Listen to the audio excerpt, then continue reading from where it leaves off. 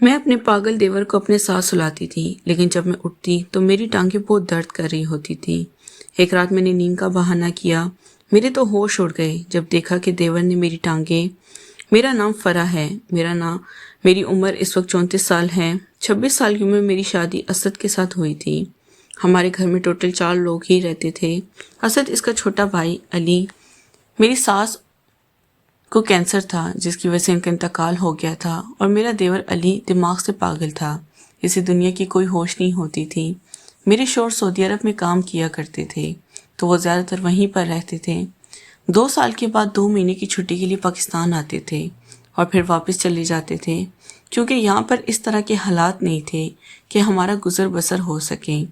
میرے ہاں ابھی اولاد بھی نہیں ہوئی تھی، تو اس لیے میں خود کو بہت اکیلا محسوس کرتی تھی۔ اب شوہر کے جانے کے بعد دیور ہی میرے پاس ہوا کرتا تھا۔ اس کو سنبھالنا، اس کے سارے کام کرنا اب میری ہی ذمہ داری تھی۔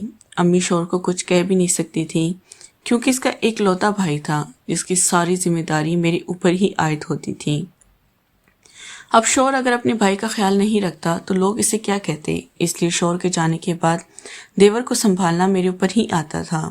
میں دیور کا خیال رکھا کرتی تھی۔ جیسے میں نے آپ لوگوں کو بتایا کہ میرا دیور پاگل تھا، تو اس لیے وہ ساری رات جاگتا رہتا تھا اور دن میں اس کو ہم باندھ کر رکھا کرتے تھے۔ اگر وہ کہیں گھر سے باہر نکل جاتا تو سارا دن واپس نہیں آتا تھا، اس لیے پھر میں اکیلی عورت کیا کرتی، شوہر کو بتائے بغیر ہی میں اس کو باندھ دیا کرتی تھی۔ لیکن جب شوہر کی کال آتی تو میں دیور کو کھول دیتی اور پھر اس کے سامنے دکھا دیتی۔ اسے دیکھنے کے بعد میرے شوہر بہت زیادہ خوش ہو جاتا۔ اب میرا دیور کہیں خود کو نقصان نہ پہنچا لے، اس لیے میں زیادہ تر اس کو اپنے ساتھ ہی سلاتی تھی۔ میں جب اس کو اپنے ساتھ سلاتی تو میرے ذہن میں ایک ہی چیز آتی کہ اگر اس میں کوئی ایسی ویسی حرکت کر دی تو میں کیا کروں گی؟ آخر ہے تو وہ مرد ہی نہ۔ لیکن پھر میں دل کو یہ سمجھا لیتی کہ یہ بیچارہ تو پاگل ہے، تو یہ کیا ہی کر لے گا۔ لیکن پچھلے کافی دنوں سے میں نے محسوس کیا جب بھی میں سو کرتی تو میری ٹانگوں میں شدید درد ہوتا۔ میں بہت زیادہ پریشان رہنے لگی تھی کہ آخر کیا معاملہ ہے۔ سونے کے بعد تو انسان ٹھیک ہو جاتا ہے، لیکن یہاں پر تو معاملہ ہی الٹ چل رہا ہے۔ ہفتہ 10 دن تو یہی معاملہ چلتا رہا۔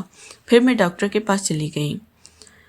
ڈاکٹر کو میں نے چیک اپ کروایا تو اس نے بتایا کہ آپ کو اتنی زیادہ محنت مشقت نہیں کرنی چاہیے۔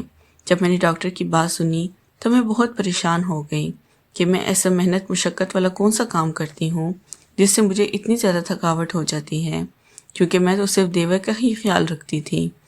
خیر، میں نے اندر ہی اندر سوچ لیا تھا کہ ہو نہ ہو یہ کام میرے دیور کا ہی مجھے لگتا ہے۔ میں نے اب فیصلہ کر لیا تھا کہ میں اس بات کا پتہ لگا کر ہی رہوں گی۔ لیکن میں پچھلے کچھ دنوں سے محسوس کر رہی ہوں کہ میرا دیور بھی پہلے سے کافی بہتر دکھائی دے رہا تھا، جیسے وہ خوش رہنے لگا ہو۔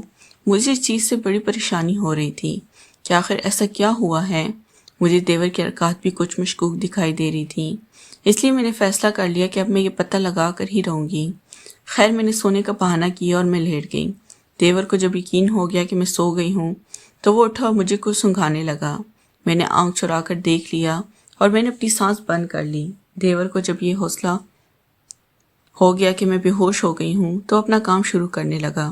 اس نے مجھے بیڈ پر لٹایا اور اپنا سارا معاملہ کرنے لگا، کیونکہ جب میں نے دیور کو اس حالت میں دیکھا کہ یہ پاگل نہیں ہے، یہ تو صرف بہانہ کر رہا ہے، وہ تو بلکہ پورا مرد دکھائی دے رہا تھا۔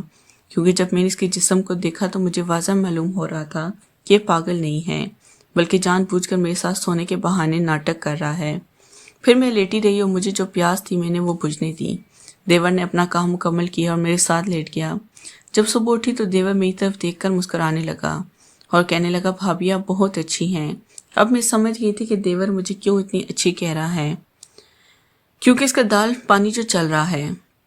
خیر، میں نے صبح دیور سے پوچھا کہ مجھے سچ بتاؤ کہ تم کون ہو، کیونکہ تم پاگل تو دکھائی نہیں دیتے۔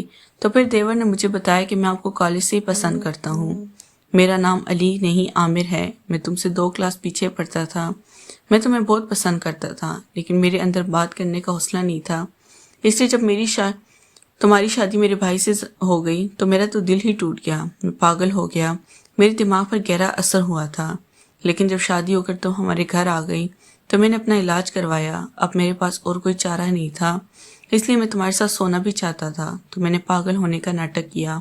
اب میں مکمل طور پر ٹھیک ہوں، لیکن میں تم سے ابھی بھی محبت کرتا ہوں۔ سننے کے بعد میں نے اپنا سر پکڑ لیا اور ساری حقیقت اپنے شوہر کو بتا دی۔ شوہر نے میرے دیور کو گھر سے نکال دیا، نہ جانے وہ کہاں ہیں۔ شوہر مجھے بھی اپنے ساتھ سعودی عرب لے کر آ گئے ہیں۔ اگر آپ کو ویڈیو اچھی لگے پلیز میرے چینل کو لازمی سبسکرائب کریں۔ شکریہ۔